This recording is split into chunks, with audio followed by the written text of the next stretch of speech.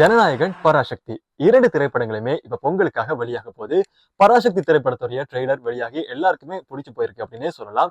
குறிப்பா அந்த திரைப்படத்தோட ட்ரெய்லர் பார்த்துட்டு ஆஹா ஓஹோ நல்லா இருக்கு அப்படின்னு சொல்லி நிறைய பேர் ஃபயர் விட்டாலும், ஒரு சில பேர் வந்து பாத்தீங்கன்னா இந்த திரைப்படத்துல சூர்யாவும் நஸ்ரியா அதே மாதிரி விஜயவர்மா, துல்கர் சல்மான்லாம் எப்படி நடிச்சிருந்தா எப்படி இருக்கும் அப்படின்னு சொல்லி இப்ப ஏஐல வீடியோஸ் எல்லாத்தையும் ரிலீஸ் பண்ணிட்டே வராங்க. ஆரம்பத்துல இந்த பராசக்தி திரைப்படம் சூர்யாவோட ப்ரொடக்ஷனுக்கு கீழ சூர்யா, துல்கர் அதே மாதிரி நஸ்ரியா, விஜயவர்மா இவங்களோட நடிப்புல புறநானூறு அப்படின்னு சொல்லி வெளியாகத்தான் இருந்துச்சு. அதுக்கப்புறமா இந்த முழு குரூவும் வந்து பாத்தீங்கன்னா இந்த படத்தை விட்டு வெளியில வந்திருக்காங்க. இதுக்கப்புறமா தான் பராசக்தியா இந்த திரைப்படம் ரெடியாக இருக்கு.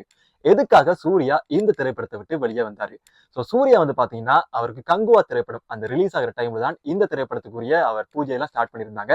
சூர்யாவுக்கு வந்து பாத்தீங்கன்னா இந்த நார்த் இந்தியா சைடை வந்து பிடிக்கணும் அப்படின்னு சொல்லி இந்த கங்குவா திரைப்படத்திலேயே நிறைய இடங்கள்ல பேசியிருக்காரு. இந்த பராசக்தி திரைப்படம் வந்து பாத்தீங்கன்னா ஃபுல்லாவே இந்த ஹிந்தி திணிப்புக்கு எதிராக தான் எடுத்திருக்காங்க. அதாவது புறநானூறு இருக்கட்டும், இந்த பராசக்தியா இருக்கட்டும், இரண்டுமே ஒரே கதைக்களத்தோட தான் வரப்போகுது.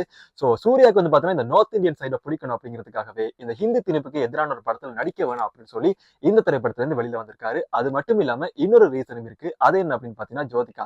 ஜோதிகா வந்து பாத்தீங்கன்னா ஃபுல்லாவே இப்ப தமிழ்ல இருந்து வெளியில வந்து இப்ப ஃபுல்லாவே ஹிந்தியில தான் இருக்காங்க.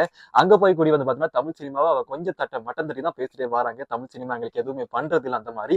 அங்க போய் இப்ப ஹிந்தி சினிமா உயர்த்தி பேசுற காரணத்தினாலையும் சூர்யா இந்த 2 காரணங்களை வச்சுக்கொண்டே இந்த புறநானூறு திரைப்படத்துல இருந்து வெளிவந்திருக்காரு. இவர் போனதுக்கு அப்புறமா வந்து பாத்தீங்கன்னா நஸ்ரியா வெளியில வந்திருக்காங்க. மற்ற எல்லாருமே வெளியில வந்திருக்காங்க. ஃபுல்லாவே வந்து பாத்தீங்கன்னா 2D, அதாவது சூர்யா ஜோதிகாவோட தயாரிப்புக்கு கீழ தான் வர வேண்டியிருந்த படம் இது.